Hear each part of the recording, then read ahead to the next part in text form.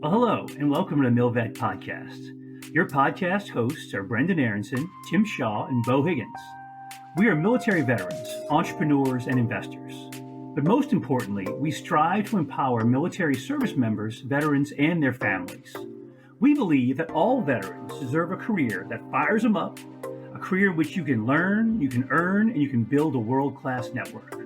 On this podcast, we interview civilian and military veteran leaders who are incredible founders, writers, thinkers, and investors.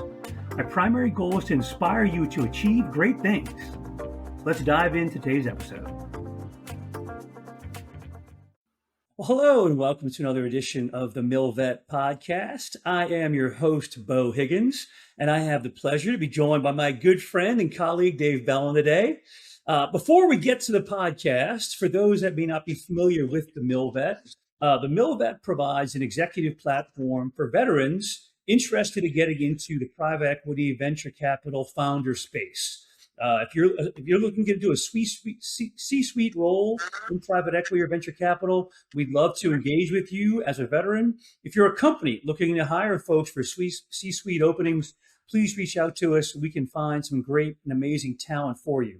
You can always also check out our website, www.themilvet.org. All our open roles are posted there. You can check out our podcast there. You can get signed up for our newsletter. You can check out upcoming events. Recently redone website. So please check it out. We'd love to share more about what the MilVet is doing. But today, we are here with my friend Dave Bellon. And Dave, welcome to the show, man. Thanks, Beau. Great to be here. Well, appreciate you having here. And I'd love to kick it off, as I always do, and talk about just a little bit, what are you doing these days? Well, right now I'm sitting here on my wife and I live on a small cattle ranch in Missouri, which is kind of a strange thing. I'm a late in life Advent rancher. We have some cattle, and we also farm for wildlife, and so it's something we're pretty passionate about, which is basically just using the cattle and best practices for farming to kind of restore the land to a place where it naturally holds wildlife and pollinators and all sorts of things. And it's my kind of palette for creativity, so to speak. So my typical day looks like I get up early, like most of us do, and I'm working between 4 and 5 a.m. And then about 7 a.m. I begin my farming chores. And that typically will go to about 10 a.m. And then I'm on Zoom calls with Abu Dhabi or Washington, D.C. or London. It doesn't matter. No one cares where you live. And then I finish that part of my day. And I usually end up going back into kind of producing work product for my consulting group, and that's my days. That is a very diverse day, all in one. Juggle a lot of balls there, but I love it, Yeah. man. A good I love balance. It's a it. good balance. Wielding a chainsaw in 1 hour and then trying to, put together a decent briefing memo 2 hours later. It's great. That is awesome. Hey, that's what Marines are for, man. You gotta be that Swiss Army knife, brother. You gotta get out there and do it all, right? You gotta do windows. That's You got to do it. Yeah. Well, I do want to take it back, and we'll get into a little more of what you're doing these days as we go through the show. But talk about, what was the impetus for you to join the Marine Corps back in the day? Was it family? Was it, watching a movie? Was it something you knew since you were 5 years old? Or what was it all about? I had my grandparents were immigrants from Europe, so I grew up with kind of the immigrant mythology. That my grandmother and her mother literally were running from the Russians with whatever they had of wealth sewn into the hems of their skirts. Her father, my grandmother's father, had disappeared in the war, World War One. And they made it over, in kind of the lowest decks of an immigration ship, came through Ellis Island, made it to St. Louis, Missouri, about as far west as you go, which a lot of immigrants in St. Louis, Europeans from that time.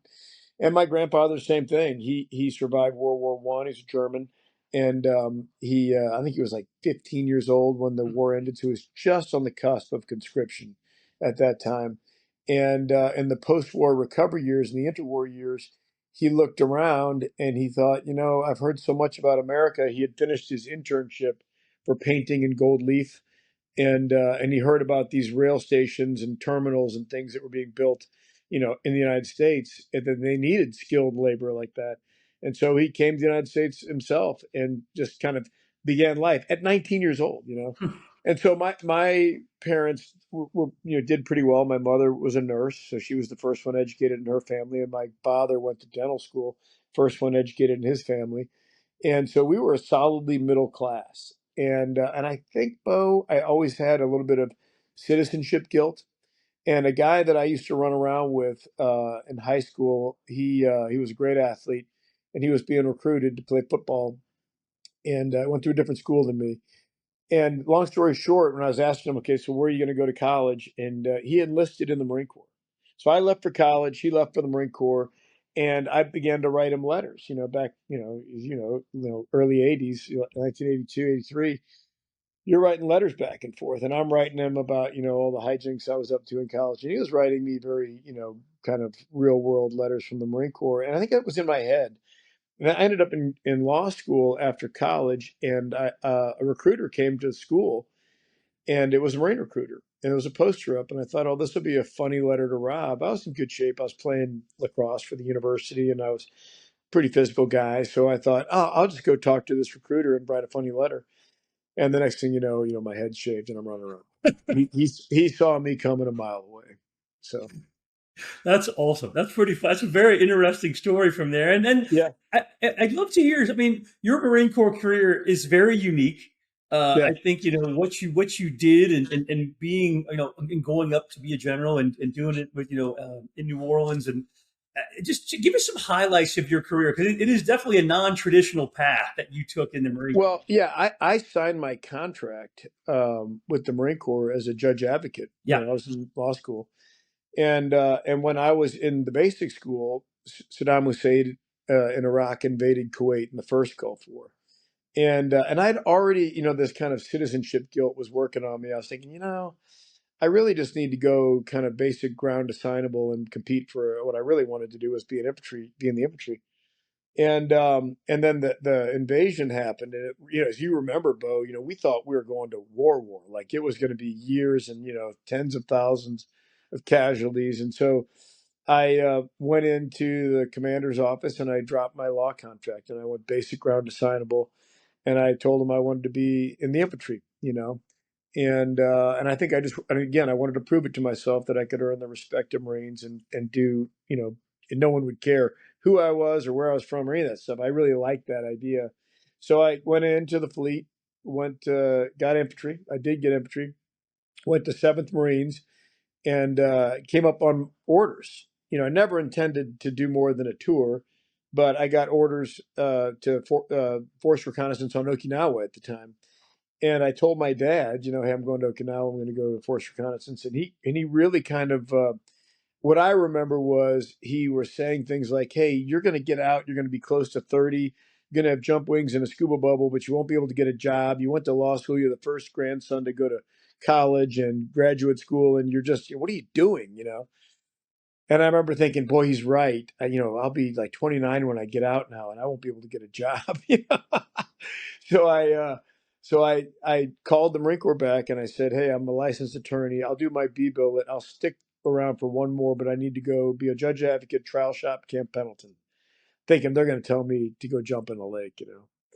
And they said, okay. Because I had just gone through augmentation, if you remember that. I Yeah. wasn't a regular officer, and I had just gone through augmentation. That was like in the purge of the early '90s, and I got selected. And so they basically were like, okay, we'll give you what you want. And so I went and did a tour as a judge advocate, and that was great. I met my wife there, but I knew I was getting out at that time, and I got out. But I joined the reserves immediately. I was on terminal leave when I joined the reserves, and I went back into the infantry, which I really missed. And I thought I was just going to do that long enough to get it out of my system, but it turns out I really liked it. I picked up company command, and I was just about to drop for good. I had started my own business. I had little kids. I bought a building in San Diego, and things were going great. And then 9/11 happened, and I was gone for 7 of the next 10 years, and that's where I met you. Yep. On one of those deployments. And then life just kind of went in a different direction. And I would come back from these deployments, and I would first come back to my law practice, and then that changed me. I was having a hard time empathizing with clients and putting up with kind of the personality issues of being a litigator. and bought into a recycling company, and did that for a while in between deployments, and then I got selected for general officer, eventually, and that just kind of took on a life of its own. It's just a fascinating story. I mean, just to drop the ground contract. I can't believe that they had me going. Is this guy crazy? This is not Yeah, what people do, well, it's just, it's funny. Everybody tried to talk me out of it, but it was one of the few times in my life where I was absolutely certain it was the right thing to Yeah, do. So, I didn't, and I had no responsibilities. I wasn't married. I didn't have a crazy amount of student loans. They were manageable. At the time, I thought they were really high. They were less than $500 a month, which, you know, now would be laughable. So I had the flexibility to do it, and I wanted to be proud of myself and feel like I was a citizen, a real citizen. yeah. No, I love it. I mean, and then I mean, I think it was great that you were able to do both. I mean, you did that time. You went actually did some JAG time, came back to Yes. infantry. And we're doing lawyer things in real life. So I Oh, mean, you sure. had kind of the both, Yeah. And for me totally, personally, the parallel reserves were, paths. yeah, the reserves were clearly the best fit for me because it compelled me to get out, in between deployments and do work and evolve. And I Yeah, think if anything, it rounded me out as a critical thinker and kind of somebody that could think maybe not traditionally. And because we found ourselves in so many asymmetric positions in Iraq and Afghanistan, and that really helped me later. So I don't know. For me, it worked out.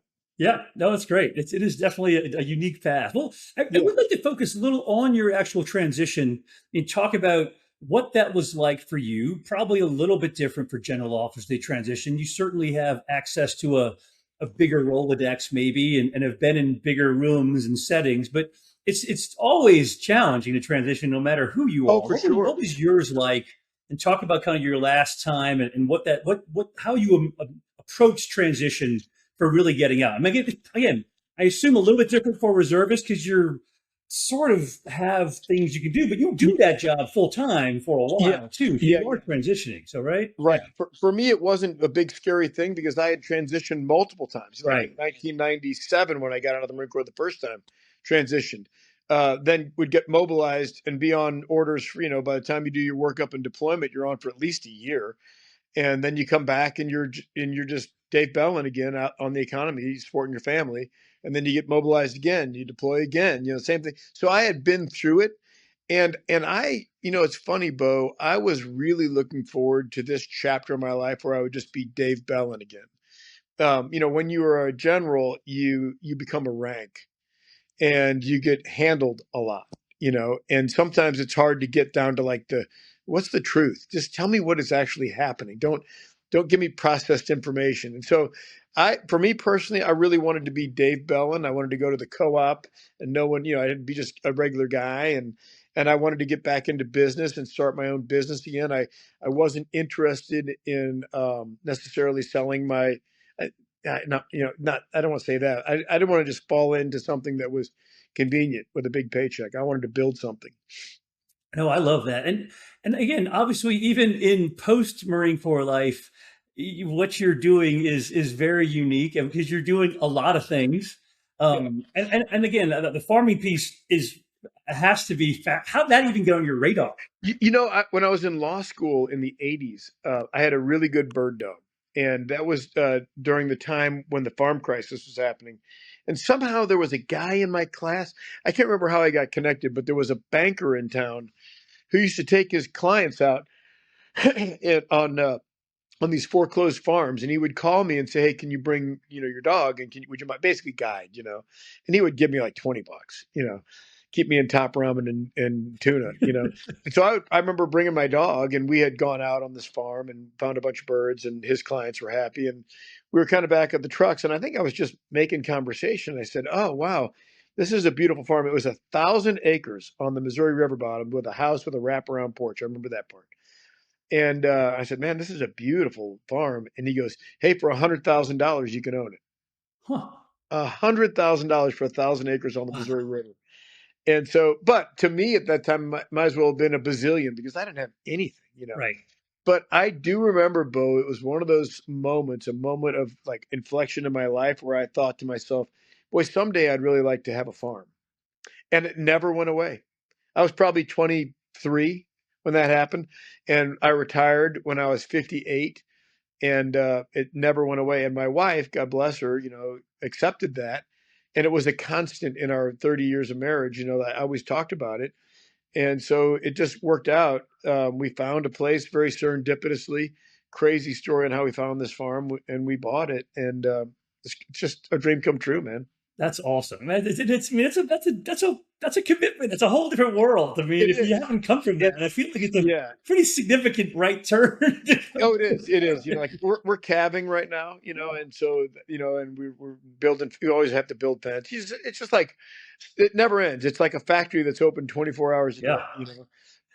But it is such a juxtaposition. Like I just got off a call with a guy from London, one of my clients, and we're talking about you know uh, kind of big ideas and big things we're working on, and then I hang up the phone, and later today I got to go back out and move the cows to another pasture, and that contrast, it really appeals to me that's because nobody awesome. cares. The cows don't care, nobody cares. Just do your job, Yeah, which I love.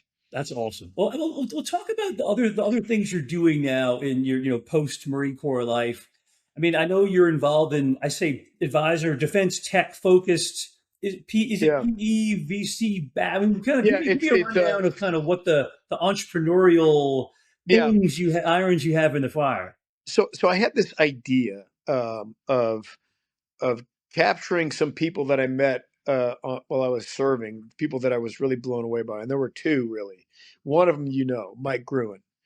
I met Mike about the same time I met you, and I was always taken. He was, for those of you listening or you don't know, he's Lieutenant General Mike Gruen. He was the former J2 for the chairman. He ran the Artificial Intelligence Task Force for the DoD. He was the senior uh, uh, intel officer for the Marine Corps for a while. Just a great guy.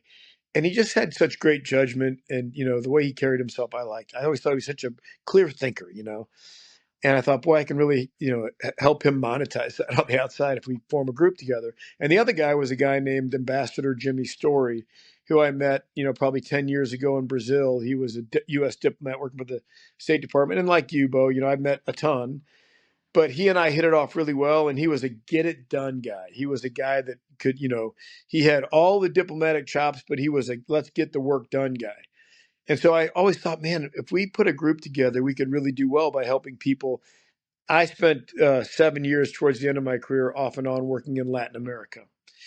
And so I saw firsthand what the Chinese were doing in Latin America, and they were kind of running loose in the backfield. And as you know, Beau, senior officers in the military are basically taught to think east and west. Very few think north and south. Now that's changed a little bit with the current U.S. administration, but I used to go into the Pentagon and into the Marine Corps, the senior leadership, and say, hey, Latin America is going to matter. And to the point where people would roll their eyes and we're like, oh, here we go. And I thought, boy, if we can bring private capital, because we weren't going to be able, I knew we would never be able to compete in the same paradigm with the Belt and Road Initiative, but private equity and private capital going in would be our superpower. And so I thought, boy, I think I can spend some time and energy here helping us compete better, especially with rare earth elements and critical minerals way before it became a buzzword. This is probably around 2017 or so. I started thinking about this, and I just had the timing just right. So then we start this company, and about 4 months later, President Trump is elected, and the Western Hemisphere becomes the priority hemisphere. And we start talking about shoring up our critical supply chains. And we've got great access and placement in West Africa and Latin America, and that's what we do. That's amazing. That's that's good intel analysis right there. Good IPV, Yeah, right? You figured yeah, out where the yeah. opportunities were. Surfaces Right. the Which, gaps, as you right? know, is it laughable? Like you're laughing at me because when people, I'm not an intel officer, but Beau met me when I was serving as an intel That's officer. it. That's it. You had the chops. You figured it out. It's Yeah, all yeah, good. yeah, That's all yeah, good. yeah. Thank man. Well, I mean, would you say that your experience in the military has translated over to being, effective in this pretty chaotic space. I mean, Yeah. I think I probably know, but I'm curious your take on whether it's both in the farming side and in Yeah. the, investment in Latin You know, the America, farming side in is really Africa. practical. The farming side is really practical. Like you got to get the work done. It doesn't matter what the weather is. It doesn't like nobody cares, right? And I love that part. It's like, hey, today's really going to suck because it's cold and rainy. Let's get started. And that's like a classic, certainly Marine Corps thing. Let's wait. We're doing this. It doesn't matter what we're going to figure it out. Put on the right coat and let's go. So I love that piece. Um, from the business perspective, that feeling of find a way. There's an answer, and relationships matter, and take some time to frame the problem correctly. Like the we spent so much time, Bo, learning how to, in the planning process, framing the problem correctly is like 90% of it. Like you got to know what it is you're trying to solve, and so I'm partnered up with people. Our fourth partner is a U.S. expat who lives in Liberia, who's in the mining space. And everybody I'm involved with is, okay, this is a pretty wicked problem. Let's make sure we define it correctly. What is it that we're trying to do? And then apply the judgment, discernment, networking, all the things that are tools to solve the problem. And that I'm positive is a byproduct of my military experience. And how, I mean, you didn't necessarily have a business background per se, although you were running your own company, I guess, for years. So, I mean, Yeah. for a lot of transitioning veterans, the idea of managing a P&L, for example, is a challenge. They haven't done that. Yes. We've Yeah. led big organizations, but the budget piece in particular kind of happened. I mean, you were involved, but Yeah. it's just different. I mean, do you feel like because you were in the reserves that you did that? It wasn't a big leap to get into Oh yeah, kind of the yeah, business yeah. I mean, human I, piece I of think, things? yeah, I think probably go back to 1997 when I left the Marine Corps the first time. I was young; I was in my young 30s, and I was working for a law firm out of Los Angeles, working for Lloyd's of London, and I started to see things I wasn't really crazy about. I landed a big client for Southern California for the firm. They offered me a partnership like after 2 years, and I thought to myself, I want to do this on my own terms. I'm not really happy with some of the things that I thought ethically were going on. I didn't want to be associated with that. And I knew I could do this on my own somehow. But I had run, like, I started my own company in college. I started a painting company. And by the time I was in law school, I had multiple crews working for me, and I was selling houses at night, selling jobs and then painting and then moving crews and supplying them. So I had learned a ton about just cash flow, and organizing your time in my teens and 20s. So I just basically took those same things, and I understood payroll. I understood cash flow. I understood how to get a loan. In fact, my first loan I ever got from my business was on my wife's car. We took equity out of my wife's car to do some improvements to build a home office. So it wasn't terribly scary to me, but I was never afraid to ask a question either. Like, how do I do this? And people seem to be willing to help if you just be a little humble and say, "This is how you do it." You know?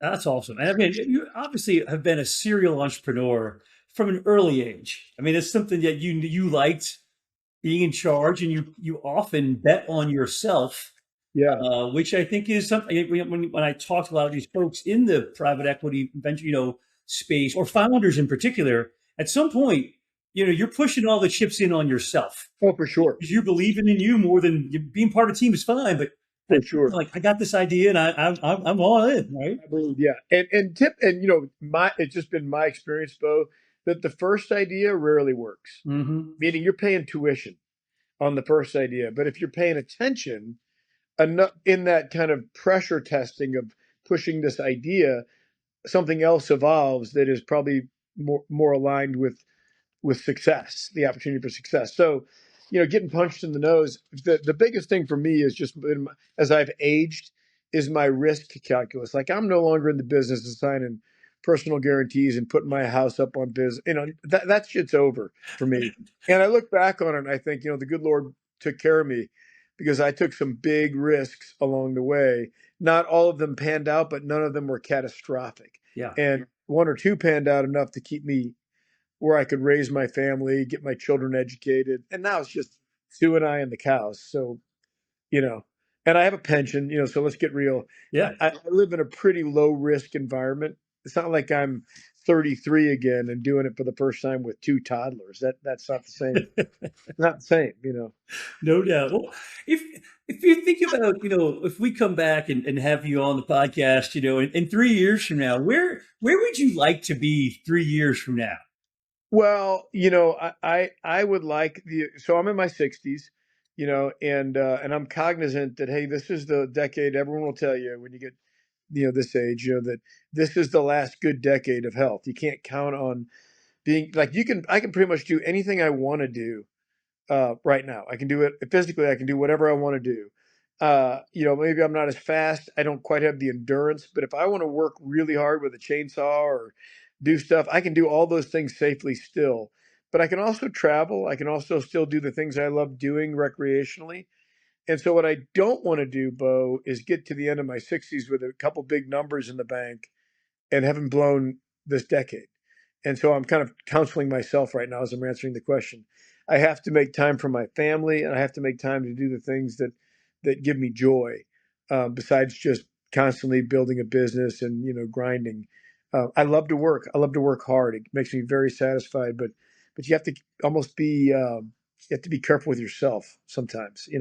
Yeah, and that work-life balance is a thing, right? I mean, Yeah, whether it's your spiritual health, your physical health, your mental, emotional yeah. health. I mean, And you and I are and you involved in see, it's very easy to get that out of whack, right? That's right. Yeah. That's right.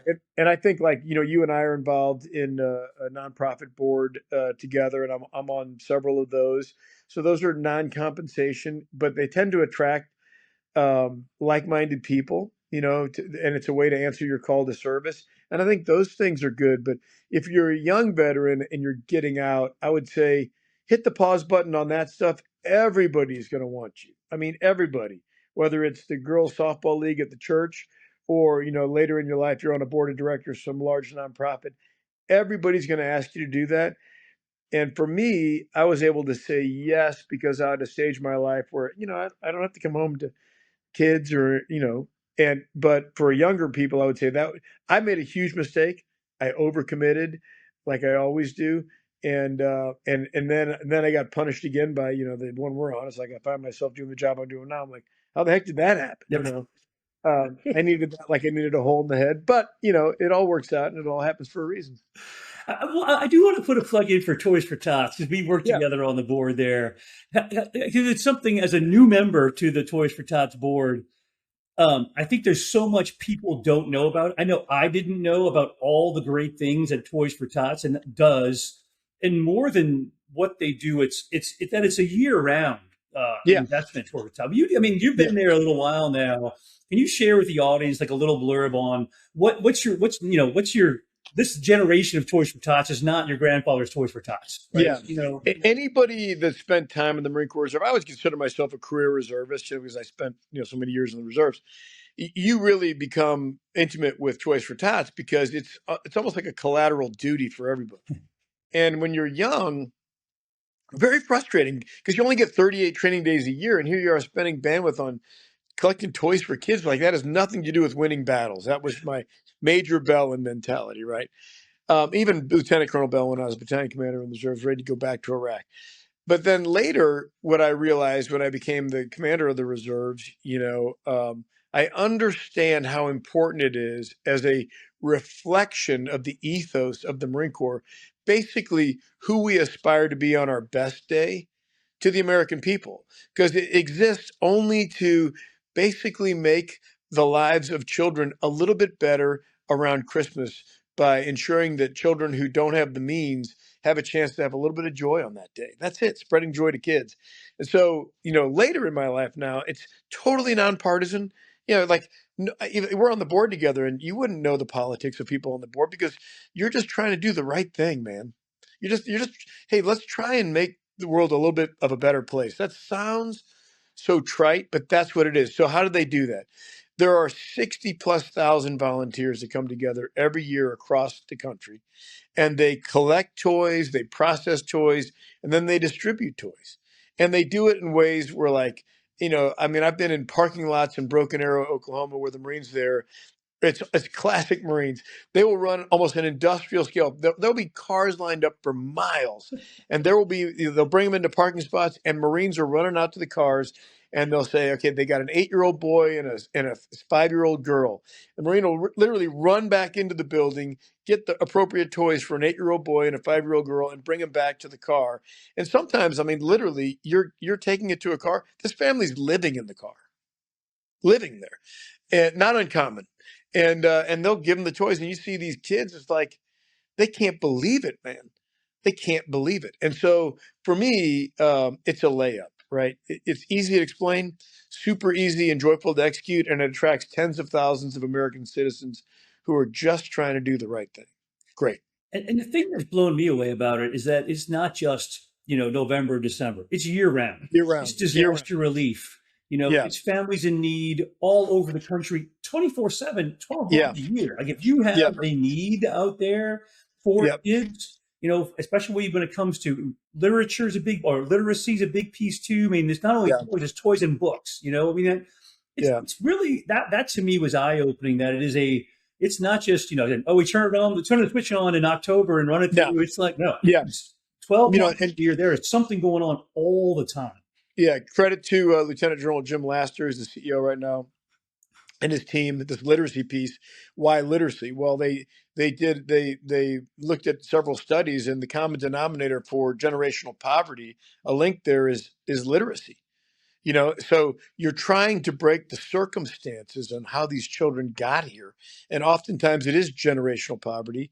So it's about teaching them to read and providing them, the books and all the other resources to get them to be readers so that they can pull themselves out of the cycle and they're not driving the same car with their kids, Yeah. It just is a year-round thing that you can kind of commit yourself to. That's awesome. I'm proud to be a part of it. So yeah, thanks for sharing some of that. Well, as we get to the end of the podcast, I'd love to kind of close out with any kind of last thoughts, guidance, like words of wisdom for those veterans that might want to get into the private equity, venture capital, founder space. Anything you can share that may be of help to them. It's something to read, something to do. Things you wish you would have learned before. Yeah, I think reading all the books, listening to all the podcasts, all that's huge. But the things that really matter are the things that really helped you in your service time.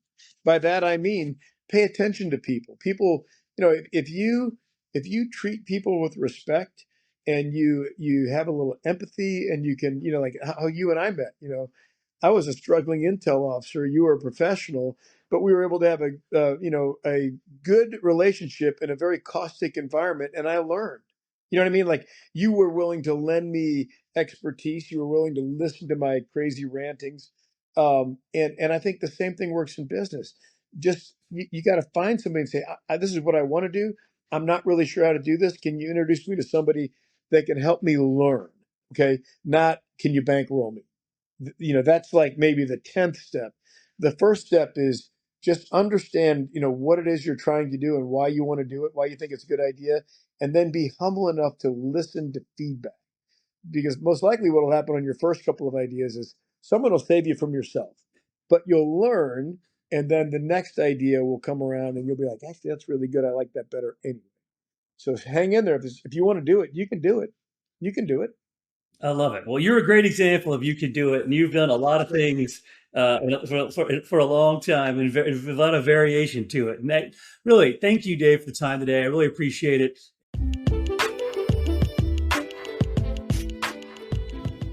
Thank you so much for taking the time to listen to this episode. For more content, follow us on Instagram @TheMilitaryVet or on LinkedIn. Join us at an upcoming event or learn more on our website, TheMilVet.org. Feel free to email us directly at leadership@TheMilVet.org. Thank you so much and take care.